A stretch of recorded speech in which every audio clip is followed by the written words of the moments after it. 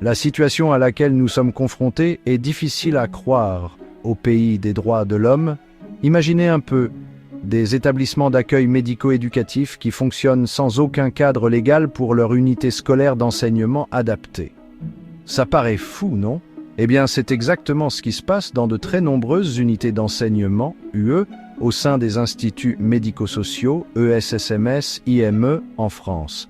On parle d'enfants qui ont besoin d'un soutien supplémentaire avec des diagnostics tels l'autisme, le TDAH ou l'ADI, et le système censé les aider avec un programme cadré et, pour ainsi dire, invisible. En 2015, la France s'est dite « Il faut s'assurer que ces unités d'enseignement soient en règle ». L'idée d'une convention tripartite entre les unités, les agences régionales de santé, ARS, et les rectorats a émergé. Ça semble parfait, n'est-ce pas? Qu'en est-il en 2025, 10 ans plus tard? Le hic, c'est qu'une multitude de ces unités fonctionnent encore sans cette convention. Elles sont comme des écoles fantômes. Les recteurs et directeurs d'établissements traînent des pieds. Les ARS censés les superviser, les sanctionner, ferment les yeux. Pourtant, elles sont co-signataires.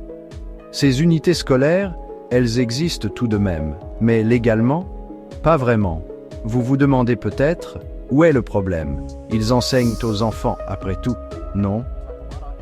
Mais le rectorat s'est engagé à doter l'ESSMS d'assez d'heures. Assure-t-il que ces enseignants soient qualifiés et formés avec des certifications reconnues comme le CAPEI ou le CAPA-SH? Parlons des enfants pris au piège dans ces limbes juridiques. Il ne s'agit pas de n'importe quels élèves, ce sont souvent des enfants autistes, polyhandicapés ou ayant une déficience intellectuelle. Donc, la rigueur du plan personnalisé de scolarité, PPS, prescrit par la MDPH, est de mise. L'établissement doit le mettre en œuvre formellement, en respectant les recommandations de bonne pratique, RBPP, de la Haute Autorité de Santé, respecter les prescriptions des médecins à l'issue des bilans fonctionnels. Ces enfants sont discriminés. Ils ne sont même pas officiellement inscrits comme élèves, comme s'ils n'existaient pas dans le système. Pas de numéro unique national d'étudiants, INE, pas de livret scolaire inclusif, LPI, et les parents ne peuvent même pas suivre les notions abordées en classe pour coordonner le tutorat. Et ne me lancez pas sur la réforme Séraphin-PH. C'est ce nouveau système de nomenclature de la CNSA, lancé en janvier 2025, censé garantir un soutien équitable à tous, mais sans ces conventions, comment assurer une cohérence du diagnostic aux prestations de compensation des déficits? C'est comme si le pharmacien bricolait l'ordonnance du médecin. Alors, que fait-on face à ce désordre? C'est la question à 1 million d'euros. Plusieurs options sont sur la table, et honnêtement, elles ressemblent toutes à des combats difficiles.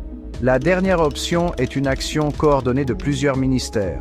Ça semble bien en théorie, mais en pratique, c'est un combat contre l'inertie et seul le recours contentieux semble faire avancer les choses. Les familles avec des enfants à besoins spéciaux ont d'autres choses à faire que de lutter contre un service public qui devrait les accompagner justement. Les documents scolaires devraient tous être accessibles en ligne pour les familles et les équipes de soins, compte rendu de bilan, PPS, mise en œuvre du PPS, PAOA, suivi des progrès, exercices pour le tutorat, etc. Ces enfants comptent. Ils méritent mieux que d'être perdus dans un trou noir bureaucratique sans immatriculation ni suivi hebdomadaire.